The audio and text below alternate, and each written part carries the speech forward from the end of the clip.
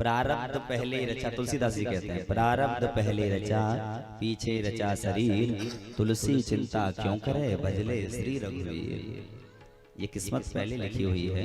ललाट पट्टे लिखिता विधात्रा। ज्योतिष ग्रंथ के अनुसार आचार्य कहते हैं, ज्योतिषाचार्य, ललाट पट्टे लिखिता विधात्रा षष्ठी दिने याक्षर मालिका च ताम जन्म पत्रीं प्रकटिं विदत्ते दीपो यथा वस्तु घनांधकारे। जो ब्रह्मा जी ने जब हमारा इस शरीर का निर्माण किया उसी समय हमारा प्रारब्ध लिखा, और उस प्रारब्ध को लिखने के बाद जब बालक जन्म लेता है तो छठी रात के दिन आकर के विधाता हमारे भाग्य को हमारे इस मस्तक पर लिख करके चले जाते हैं। जिसे हम कहते हैं किस्मत, वह माता ने किस्मत लिखी है, भाग्य लिखा है। संबरासुर ने अपने लिखे को मिटाने की कोशिश की। क्या किया? उस बालक को समुद्र में फेंक दिया। अब विचार करना, मृत्यु को टालने की कोशिश कर रहा है, जबकि दो बातन को भूल मत, जो चाहे कल्याण, नारायण एक मौत को दूजे श्री भगवान। एक भगवान और दूसरी मृत्यु, ये दोनों ऐसे सत्य हैं जिन्हें आज तक कोई मिटा नहीं पाया।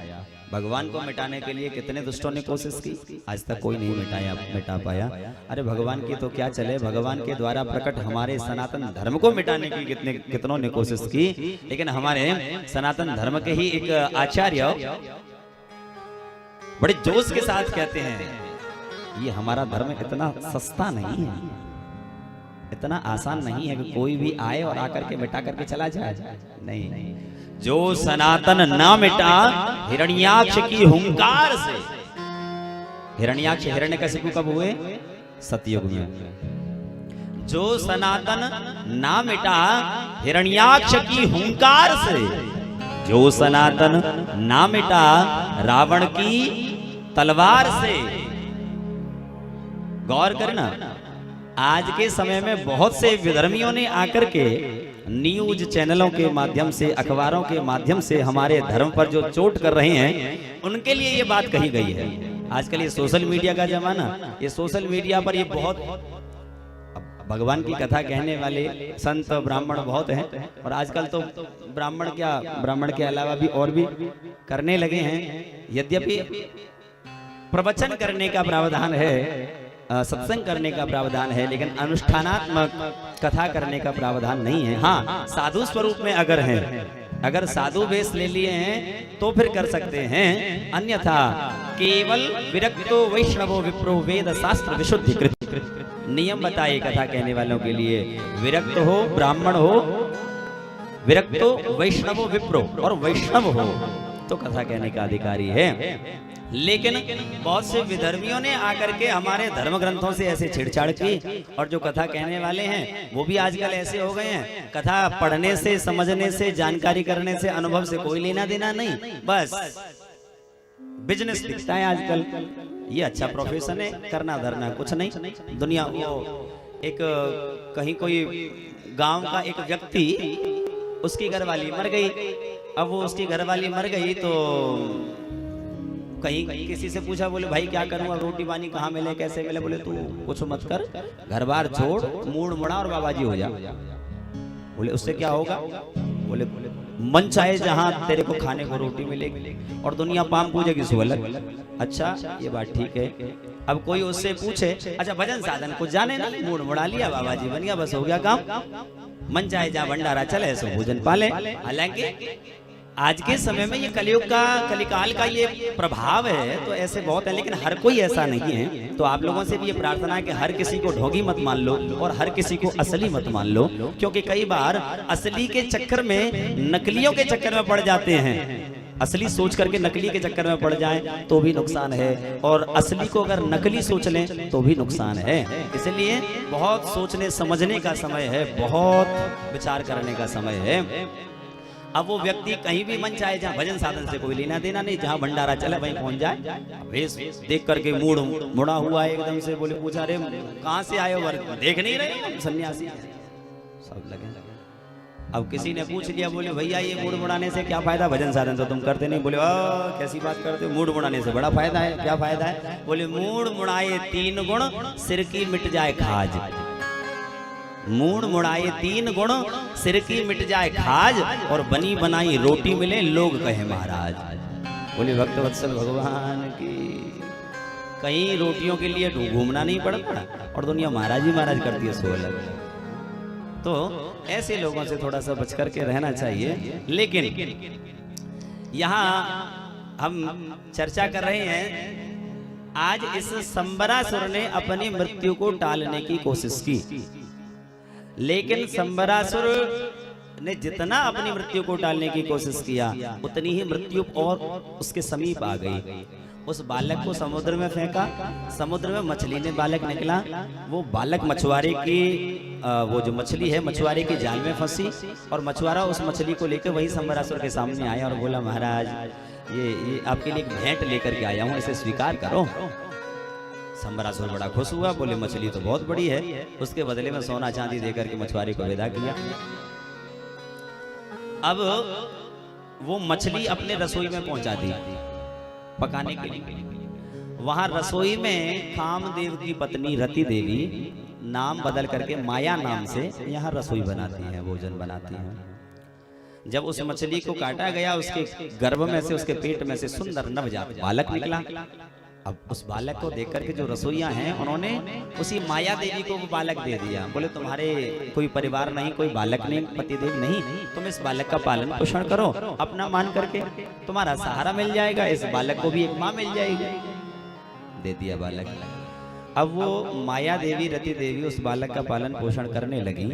नारद जी आए, उन्होंने आकर के बताया, देवी जिस बालक को तुम अपने पुत्र की तरह पालन कर रही हो, ये बालक तुम्हारा पुत्र नहीं, ये तो तुम्हारे पतिदेव हैं, पूर्व जन्म के कामदेव हैं। ये पता चला तो उसने अपना भाव परिवर्तन करके और दंपत्ति रूप में उनका पालन पोषण किया, जिससे कि वो वृद्धि को प्राप्त हों, बड़े हों। अब कामदेव हैं, प्रद्युम्न जी स्वयं कामदेव के स्वरूप हैं, तो कामदेव को बढ़ने में देर नहीं लगती, बहुत जल्दी वृद्धि को प्राप्त हुए, जवान हो गए। ये रति ने, माया देवी ने अपना पूरा वृत्तांत बताया, स्वामी मैं आपकी अर्धांगिनी हूँ, आप मेरे पति देव हो। दोनों पति पत्नी रूप में रहने लगे। संबरासुर को खबर लगी, युद्ध हुआ, और उस युद्ध में प्रद्युम्न जी के हाथों संबरासुर का गोविंदाय नमो नमः। अब विचार करना, संबरासुर ने अपनी मृत्यु को टालने की कितनी कोशिश की, टाल पाया? नहीं टाल पाया। हाँ, कहीं न कहीं से भगवान ऐसी लीला करते हैं, आप न आवहि ताहि पहि ताहि तहां ले जाए, तुलसी जस भवितव्यता ऐसी मिले सहाय, और आप न आवहि ताहि पहि ताहि तहां ले जाए।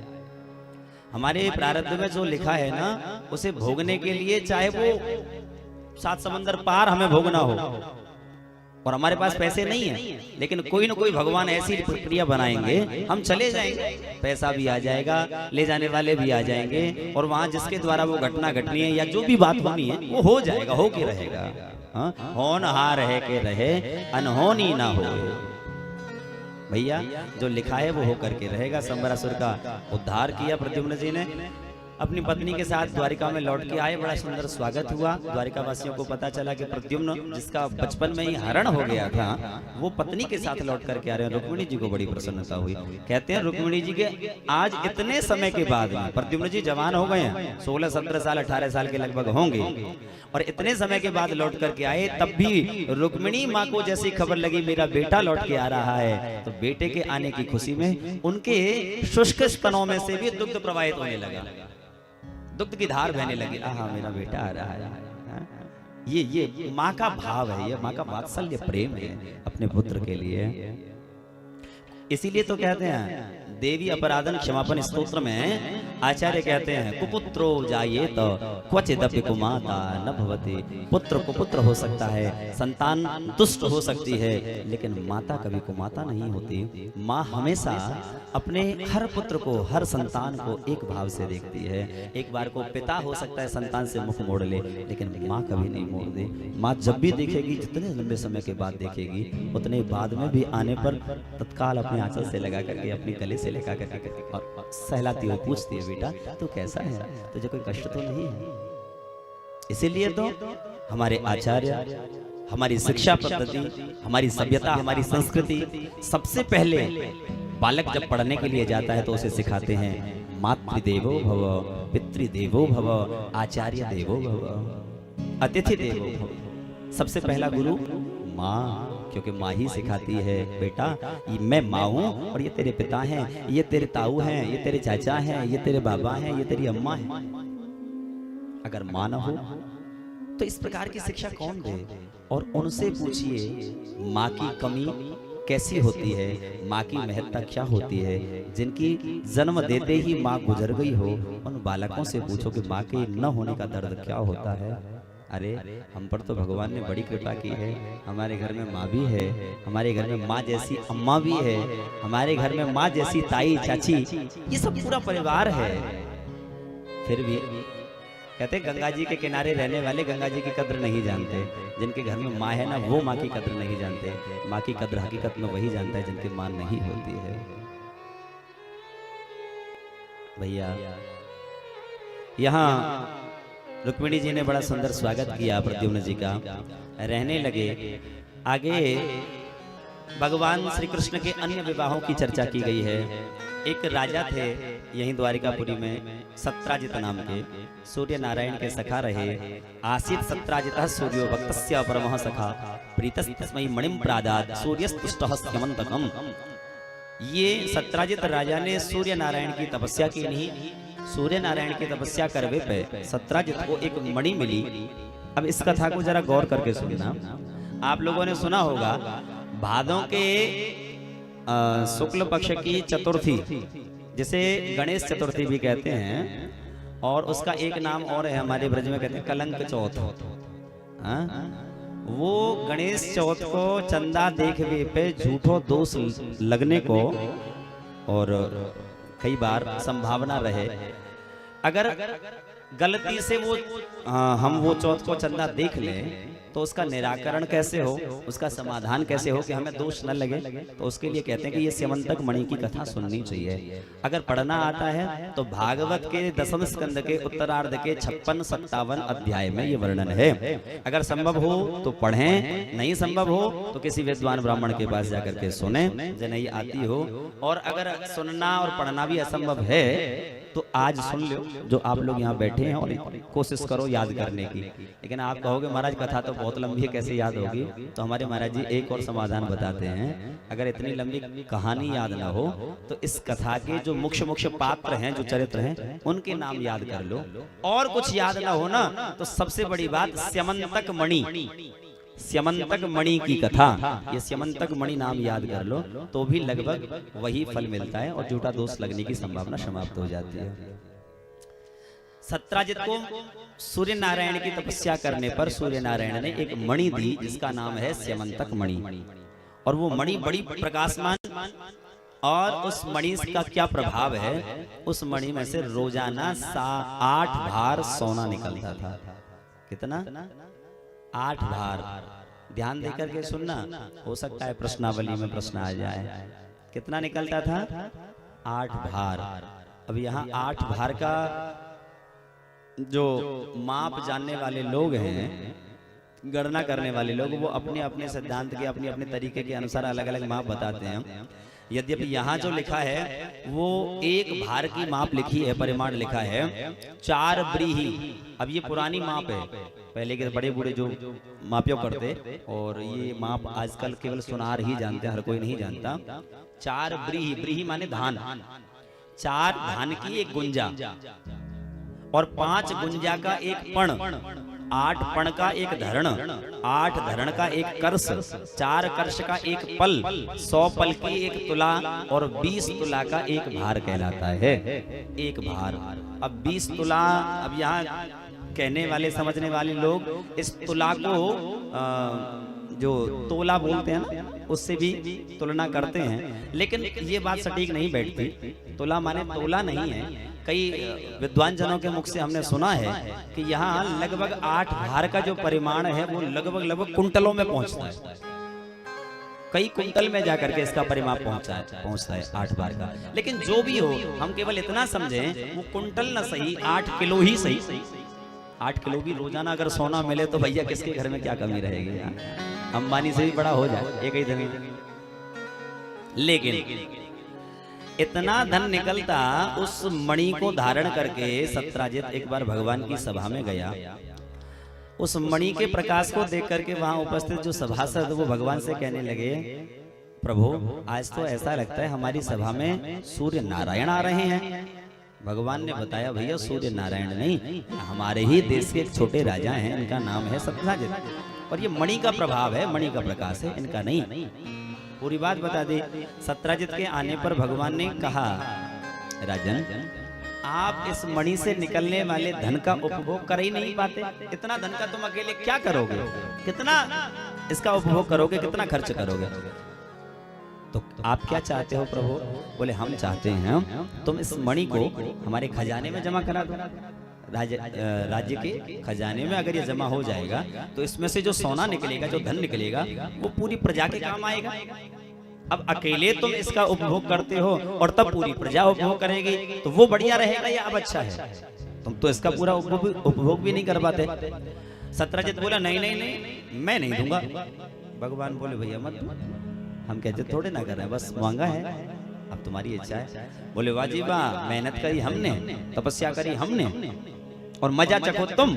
अरे कन्हैया, मैं सब समझ रहा हूँ तेरी बात को, तू कोई प्रजा के लिए, राज्य के लिए नहीं मांग रहा, तू अपने लिए मांग रहा है। तेरी तो पुरानी आदत है, जो कोई भी बढ़िया चीज नजर आती है उस पर अपना कब्जा जमा लेता था।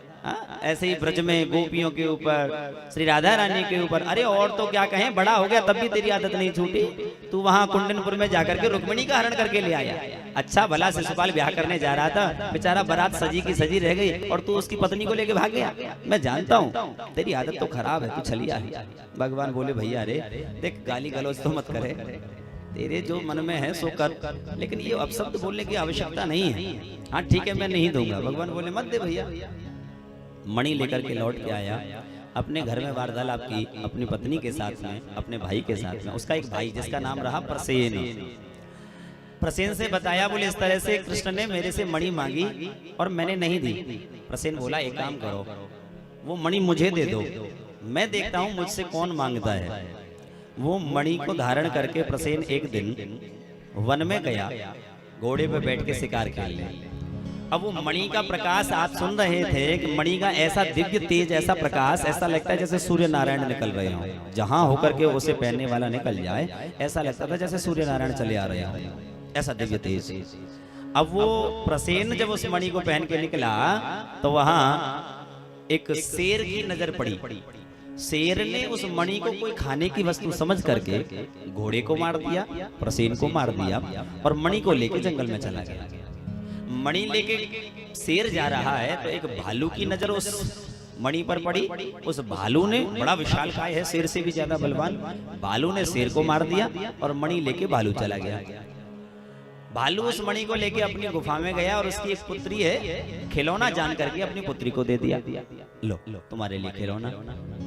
अब विचार करना कि इस एक मणि के चक्कर में कितने झूठे दोष लगे, कितने लोगों की हत्या हो गई और मणि कहां पहुंच गई, जानवरों के पास में खिलौना बन करके। अब वो भालू की पुत्री जो है, बेटी है, वो मणि से खिलौना बना के खेलने लगी। इधर 2 दिन तक 3 दिन तक जब प्रसेन शिकार से वन से लौट के नहीं आया तो सत्राजित ने सोचा, कृष्ण ने मेरे से मणि मांगी थी, मैंने नहीं दी, हो न हो कृष्ण ने ही अकेला मौका देख करके मेरे भाई को मार दिया और मणि छुड़ा ली।